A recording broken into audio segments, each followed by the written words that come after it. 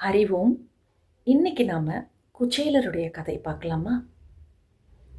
குச்சேலர் கிருஷ்ணருடைய பால்ய நண்பர்.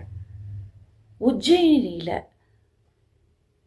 சாந்திபாணி என்ற முனிவரிடம் ஒன்றாக கல்வி பயின்றார்கள். இவங்க 2 பேரும் ஒன்றா அங்கே படித்தாங்க.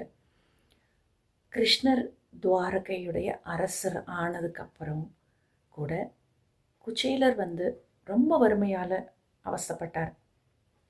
அவருடைய மனைவி எப்பவுமே நீங்கள் ஒன்று துவாரகைக்கு போய் கிருஷ்ணரை பார்த்தீங்கன்னா நம்ம நிலைமையெல்லாம் மாறிடும் இல்லைங்களா அப்படின்னு சொல்லுவாராம்.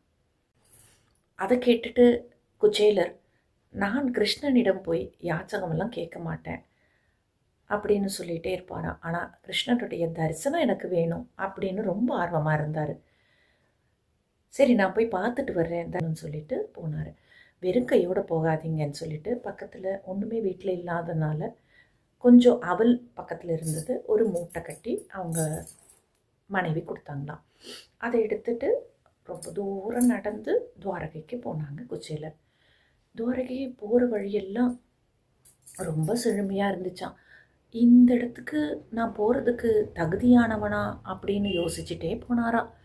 ஆனால் துவாரகையில் கால் வச்சதும் அதை கேட்ட உடனே கிருஷ்ணர் அரியணையிலிருந்து வேகமாக ஓடி வந்து குச்சேலரை தழுவி கட்டி அணைச்சு அவருடைய பாதங்களை எல்லாம் கழுவி அவருக்கு வாங்க எப்படி இருக்கீங்க அப்படின்னு கேட்டாங்களாம்.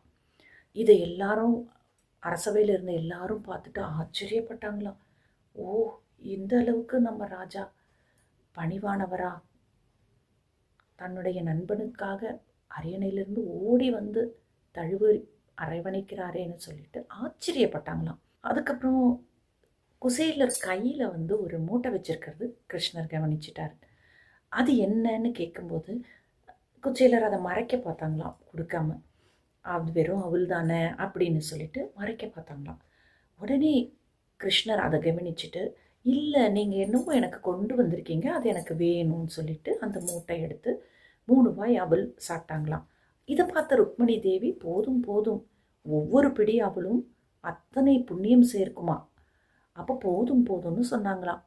அதுக்கப்புறம் கிருஷ்ணர்கிட்ட குச்சேலர் ஒன்றுமே கேட்கல. தனக்கு பணம் வேணும், வசதி வேணும், வீடு வேணும், சௌகரியம் வேணும், துணி வேணும், ஆடை வேணும், எதுவுமே கேட்கல. உன்னுடைய தரிசனமே போதும் கிருஷ்ணான்னு சொல்லிட்டு வந்துட்டாராம். இவர் வீட்டுக்கு வந்ததும் பார்த்தா இவர் வீடு இருந்த அந்த குடிசை வீடு மாளிகையாக மாறி இருந்துச்சான். நிறைய பணம், நிறைய ஆடை, எல்லாமே நிறைஞ்சி ஐஸ்வர்யம் நிறைஞ்சி இருந்துச்சான் அந்த இடத்துல. அதை பார்த்துட்டு அவருடைய மனைவி ரொம்ப சந்தோஷமாக இருந்தாங்களாம். எல்லாருக்குமே ஐஸ்வர்யமாக இருந்தால் நல்லா பிடிக்கும் தானே. அப்போது அந்த மனைவி ரொம்ப சந்தோஷமாக இருந்தாங்களாம். இதிலிருந்து நமக்கு என்ன தெரியுதுன்னு பார்த்தோம்னா, பக்தியுடன் கொடுக்கப்படும் எந்த ஒரு சிறிய அன்பளிப்பும் கூட பகவானுக்கு மிகவும் பெரியது. ஒன்றுமே கேட்காத அந்த பக்தனுக்கு பகவான் வாரி வழங்குகிறார். அப்போ பக்தி, நம்பிக்கை, இது 2மே ரொம்ப முக்கியம் நம்ம வாழ்க்கை சிறப்பாகிறதுக்கு. நன்றி, வணக்கம்.